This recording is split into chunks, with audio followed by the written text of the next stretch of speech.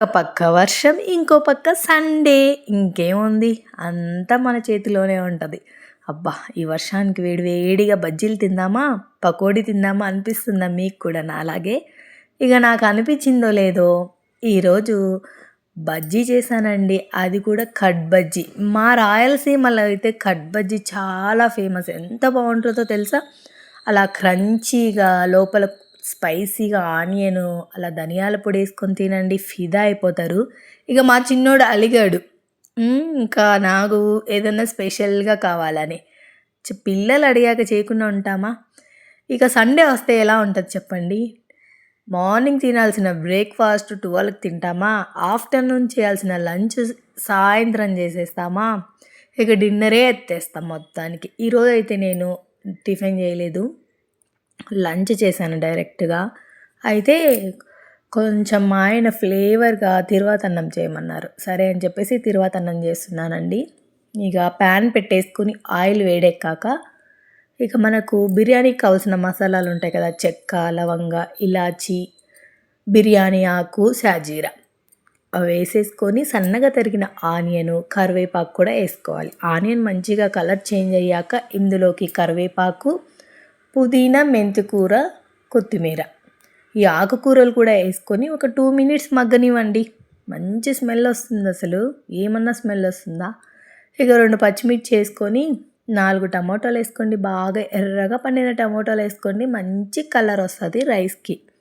ఇక అల్లం వెల్లుల్లి పేస్ట్ అయితే నేను ఎప్పుడు వేసిన ఫ్రెష్గా వేస్తానండి. నాకు ముందుగా చేసి పెట్టుకున్న అల్లం వెల్లుల్లి పేస్ట్ నచ్చదు. ఈరోజు కొంచెం ఎక్కువ వేసాను, ఎందుకంటే వంకాయ కర్రీలో కానీ. ఇందులోకే కొంచెం తీసేసి అల్లం వెల్లుల్లి పేస్టు రైస్లో కూడా వేసాను. కొంచెం ఆనియన్ సాఫ్ట్ అయ్యాక టమోటా సాఫ్ట్ అయ్యాక అల్లం వెల్లుల్లి పేస్ట్ వేసాను. మనకు టమోటా సాఫ్ట్గా అవ్వాలంటే సాల్ట్ వేసుకోండి. టమోటా తొందరగా ఉడికిపోతుంది, సాఫ్ట్గా అయిపోతుంది. ఇక అల్లం వెల్లుల్లి పేస్ట్ కూడా వేసుకొని ఈ పచ్చివాసన పోయేంత వరకు బాగా మగ్గించాను. ఇలా బాగా మగ్గి ఆయిల్ అంతా పైకి తేలుతున్నప్పుడు ఇందులోకి కొంచెం ధనియాల పొడి వేసుకోండి, ఎక్కువ అవసరం లేదు. నేను ఎక్కువ మసాలాలు వేయనండి, తిరువాతన్నంలో లైట్గా వేస్తాను, మంచి ఫ్లేవర్ ఉంటుంది అసలు.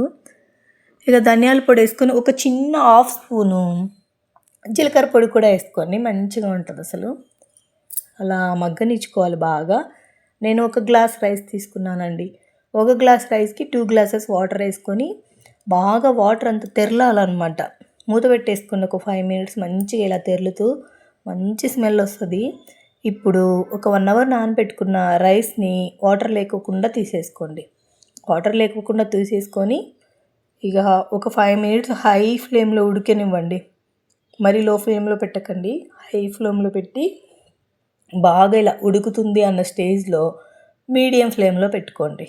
ఒక 5 మినిట్స్ మీడియం ఫ్లేమ్లో పెట్టండి, రైస్ మంచిగా ఉడుకుతుంది. ఒక 90% రైస్ ఉడికాక లో ఫ్లేమ్లో ఒక 5 మినిట్స్ ఉడికించండి. ఇక వేడివేడిగా మనకి తిరువాతన్నం అయితే రెడీ అయిపోయింది. ఇక ఈ తిరువాతన్నంలోకి ఏ కర్రీ చేసుకున్నా బాగుంటుంది. మేము సండే నాన్ వెజ్ తినం కాబట్టి నేను వంకాయ టమోటా మసాలా కర్రీ చేశాను. అది గుజ్జు గుజ్జుగా చేశాను. పెళ్ళిళ్ళల్లో ఈ వంకాయ టమోటా కర్రీ చాలా బాగుంటుంది. ఇక రైస్ అయితే రెడీ అండి. రైస్ని పక్కన పెట్టేశాను, ఒక 10 నిమిషాలు వదిలేసాను. ఈ లోపల కర్రీ చేద్దామా? ఇక వంకాయలు టమోటాలు తీసుకున్నా. ఆల్రెడీ మనం అల్లం వెల్లుల్లి పేస్ట్ కొంచెం ఉంచుకున్నాం కదా, అందులోకే ఎండు కొబ్బరి వేసాను, ఎండు కొబ్బరి తురుము. ఇందులోకి చెక్క, లవంగ, ఇలాచి, ఒక చిన్న ఉల్లిపాయ కూడా వేసాను. మొత్తాన్ని పేస్ట్ లాగా చేసుకోండి ఈ మసాలాని. అవసరమైతే కొంచెం వాటర్ వేసుకొని ఈ పేస్ట్ అంతా బాగా మెత్తగా గ్రైండ్ చేసుకోవాలి. ఇక ఈ గ్రైండ్ చేసుకున్న మసాలా పేస్ట్ని పక్కన పెట్టేసి ప్యాన్లో ఆయిల్ వేసేసుకొని వేడెక్కాక జీలకర్ర వేసేసి గ్రైండ్ చేసి పెట్టుకున్న మసాలా పేస్ట్ అంతా వేసుకోండి. ఒకే 1 నిమిషం అలా మగ్గనివ్వండి, పచ్చివాసన పోతుంది. ఇందులోకి కరివేపాకు కూడా వేసుకోండి. ఈ మసాలా అంతా మగ్గేలోపు మనం టమోటాని కూడా బాగా కట్ చేసి పెట్టుకుందాము. మనకి ఈ టమోటాని బాగా పండిన టమోటాలు తీసుకోండి, మంచి టేస్ట్ ఉంటుంది అసలు కర్రీ. ఇక కరివేపాకు కూడా వేసేసుకున్నాక కట్ చేసి పెట్టుకున్న టమోటాలు కూడా వేసేసుకోండి. అసలు నేను ఈ కర్రీలో వాటర్ అనేది వాడను అనమాట. వాటర్లో లేకుండా ఓన్లీ ఆయిల్లోనే మగ్గిస్తాను. సాల్ట్ వేసామనుకోండి, టమోటా తొందరగా సాఫ్ట్గా ఉడికిపోతుంది, సాఫ్ట్గా అయిపోతుంది, చాలా తొందరగా ఉడికిపోద్ది. ఇక సాల్ట్ వేసేసుకొని ఇక మూత పెట్టేసుకోండి. ఒక 5 మినిట్స్ వదిలేయండి లో ఫ్లేమ్లో. ఇక వదిలేసి ఇలా మధ్య మధ్యలో కలుపుతూ ఉండండి. చూడండి టమోటా అంతా సాఫ్ట్ అయిపోయింది, బాగా తొందరగా ఉడికిపోయింది కదా, చిక్కగా వచ్చేసింది కర్రీ కూడా. ఇందులోకి పసుపు, కారం కూడా వేసుకోవాలి. నేను కొంచెం కారము ఎక్కువ వేసాను, ఎందుకంటే రైస్లోకి కొంచెం స్పైసీగా ఉంటే బాగుంటుందని చెప్పేసి కొంచెం కారం ఎక్కువ వేసాను. 2 స్పూన్ల కారం వేసాను. ఇక కారం వేసాక కూడా మంచిగా కలుపుకోండి. ఎక్కువ మసాలాలు లేకుండా మంచిగా ఫ్లేవర్గా వంకాయ కర్రీ చాలా బాగుంటుందండి. మనం ఏదైనా పెళ్ళిళ్ళకి వెళ్ళినప్పుడు, మా సైడ్ అయితే ఇట్లా వంకాయ కర్రీ వేస్తారు పెళ్ళిళ్ళకి వెళ్ళినప్పుడు. గుత్తి వంకాయ కాదు, టమోటా పెట్టి మసాలా కర్రీ వేస్తారనమాట పెళ్ళిళ్ళల్లో, అలా అనమాట. ఇక మూత పెట్టేసుకొని ఒక 5 మినిట్స్ వదిలేయండి, బాగా మగ్గిపోద్ది. నేను ఇంకా ఈ లోపల వంకాయలని కట్ చేసి తీసుకుంటున్నాను. ఉప్పు వేసిన వాటర్లో వేసుకున్నామంటే కట్ చేసిన వంకాయ ముక్కల్ని, వంకాయ అనేది నల్లగా అవ్వకుండా ఉంటుంది.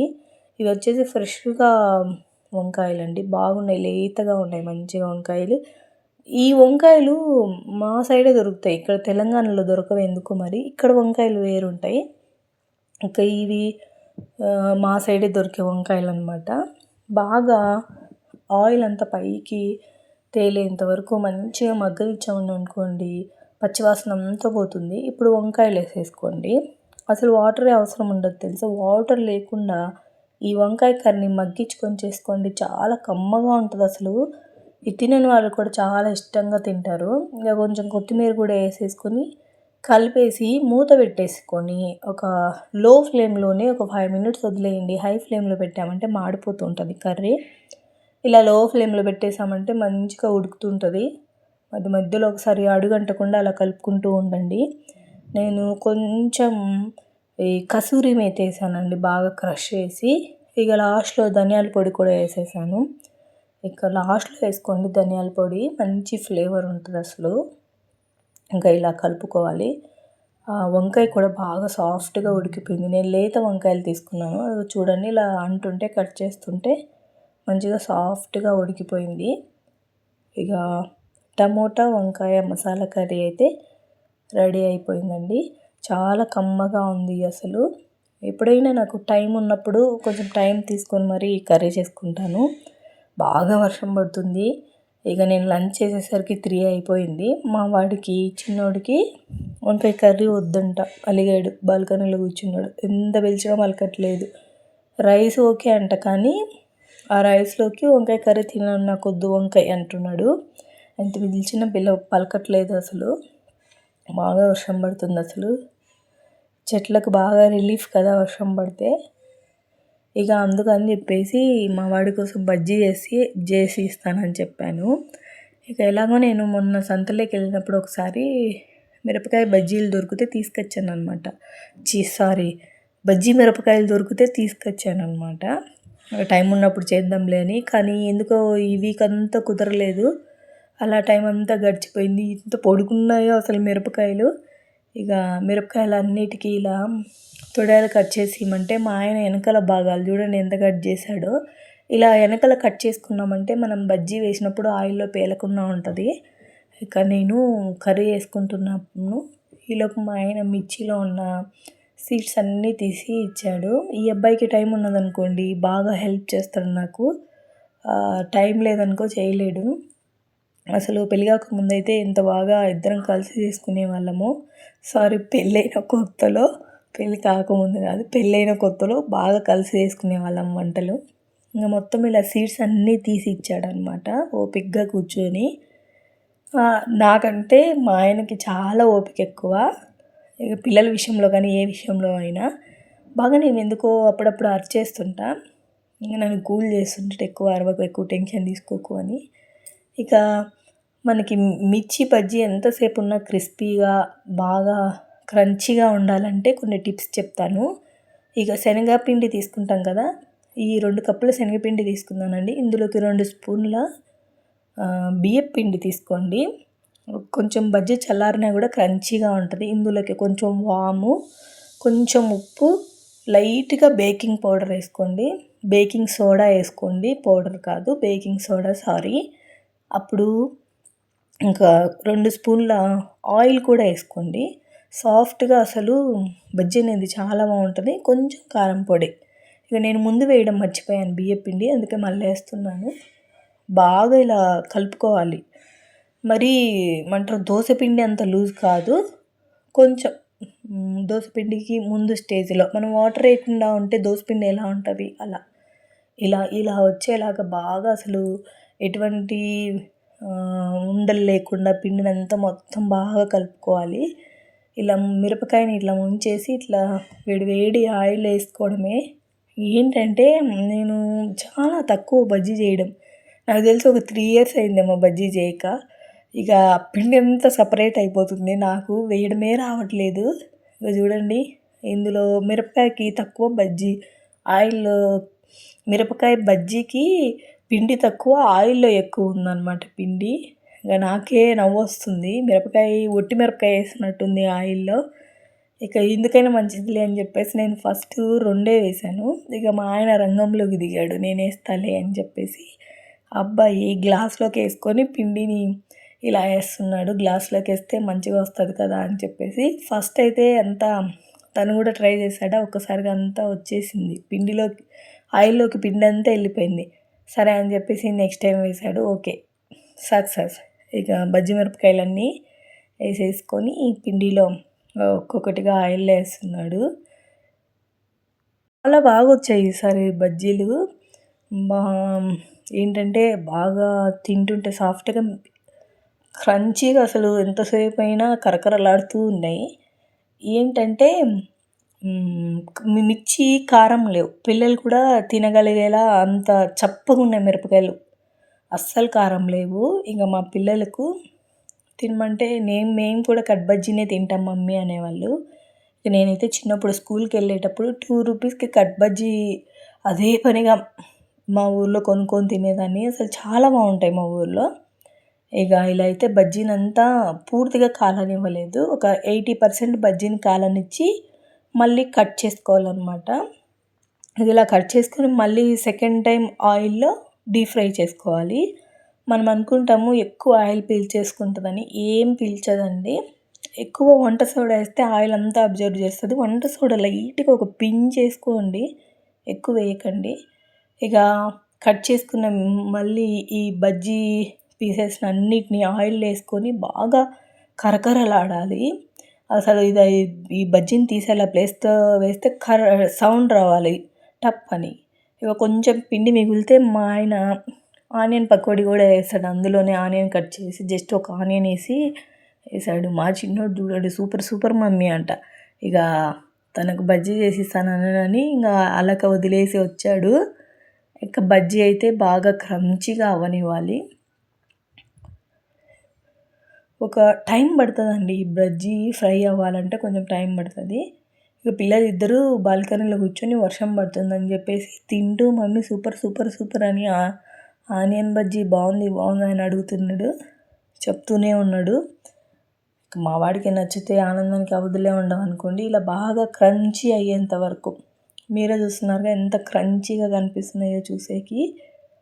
ఇలా క్రంచీగా వచ్చేంత వరకు డీప్ ఫ్రై చేసుకొని తీసుకోవాలన్నమాట. మళ్ళీ సెకండ్ టైం కూడా వేస్తుండే, ఫస్ట్ అయితే కొన్ని వేసాడు, మళ్ళీ సెకండ్ టైం కూడా వేసి బజ్జీ అంతా తనే వేసాడు ఈరోజు. ఇక ఈ బజ్జీలోకి సన్నగా ఆనియన్ తరిగేసి కొంచెం ధనియాల పొడి వేసుకొని తినండి, ఫిదా అయిపోతారు. ఒక్కసారి ట్రై చేయండి మీరు కూడా. అయినా చాలామందికి తెలిసే ఉంటుంది కట్ బజ్జీ. ఇక కొన్ని అయితే బజ్జీలు తీసేసుకొని ఇందులోకి సన్నగా తరిగిన ఆనియన్, కొంచెం ధనియాల పొడి వేసుకొని తిన్నా, అబ్బా చిన్నప్పుడు తిన్న ఫ్లేవర్ అంతా మళ్ళీ గుర్తొచ్చింది, చాలా హ్యాపీ అనిపించింది. ఇక ఈ ప్రాసెస్ అంతా అయిపోయేసరికి సాయంత్రం 5 అయిందండి.